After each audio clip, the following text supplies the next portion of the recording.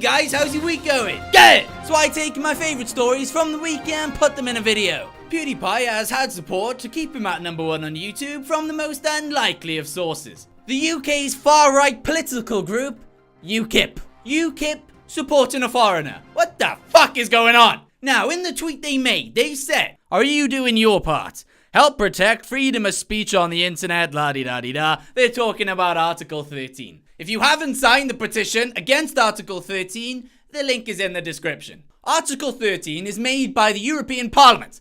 And look at the state on them. They're the type of people that won't know their way around an electric toothbrush, let alone the internet. Freedom of speech is a human right. Fuck these prehistoric bastards. Anyway, do your part, sign the Article 13 petition, and subscribe to PewDiePie. Anyway, back to Pewds. At the time I made this, he's 277,000 subscribers ahead of T-Series. Come on, you Swedish magician! I gotta say though, it's kind of ironic that Ukip is supporting a guy that was literally called a Nazi. A diver has swam with one of the biggest great white sharks. What's she doing? This ain't Nemo, it's fucking Jaws. This is why I don't get people who goes to Hawaii and thinks, fuck all this, I'll go swim with this. Look at the size comparison. She'd barely be a starter for this thing. Miss Ramsey said the shark was shockingly wide and could be pregnant. Or it could be full from the last idiotic diving team that swam next to its mouth. Ever heard of the saying, don't poke a bear with a stick? Well, don't pet a shark. She also said sharks would only attack humans if they were curious or mistook them for their normal prey. Or in other words, whenever they're hungry. Later on in the article, in a bullet point it said, why the Jaws shark is not a man-eating monster. Ah, well, let's go swim with them and treat them like sea dogs. I mean, let's even throw them a bone. No, if you throw them a bone, they'll take your arm with it. Prince Philip was in a crash. What was he doing, the Bird Box Challenge? I've had enough of this from last week. But luckily, the 97-year-old was not injured. Now, before I get into this, I'm kind of surprised Philly drives. I mean, I'd have expected him to be chauffeur-driven. He's the Queen's husband. Anyway, so on to the other car. There were 3 passengers in it, including a 9-month-old baby. And luckily, the baby was also unhurt. However, the passenger was left with a broken wrist, and the driver had cuts on her knees. And probably an awful pain in the back of the neck. Now then, let's see what the driver said about this event. Very pleased that the 9-month-old innocent baby wasn't killed or injured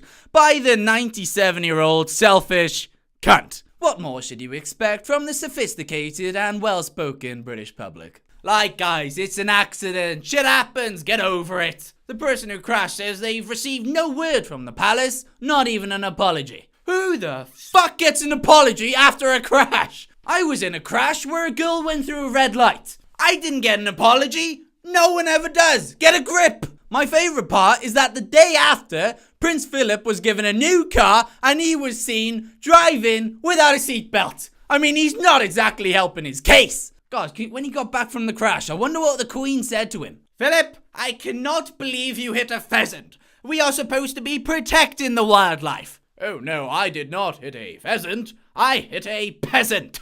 Oh, lost in translation dear. Hey, Charlie, it wasn't a pheasant. It was a peasant.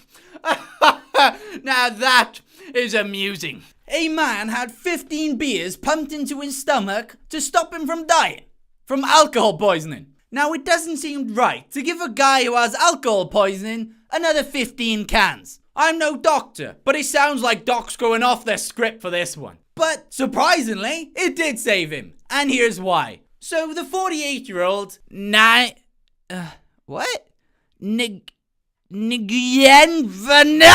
had a methanol level in his blood 1,119 higher than the appropriate limit. What the fuck was he drinking? When he go to a petrol station and start chugging petrol? Holy shit. So 3 cans were pumped into him to slow down his liver's processing of methanol. Then another can was added every hour, which I'm guessing allowed his body to process this methanol at a steady rate. I know this is dumb and all to drink this much, but Nat has got one hell of a story. It does prove something though. The hair of the dog is the best hangover cure. Because it won't just get rid of the headache, It may also save your life. Although I wouldn't recommend drinking 15 beers the next morning though. That's not a hangover here, that's just getting pissed again. Weather for the weekend. London, cloudy morning Saturday, but it will start raining after lunch. Sunday will be better, dry all day, and you'll see the sun after lunch. Hopefully. Edinburgh, miserable day Saturday since it's raining all day, but should stop in the evening.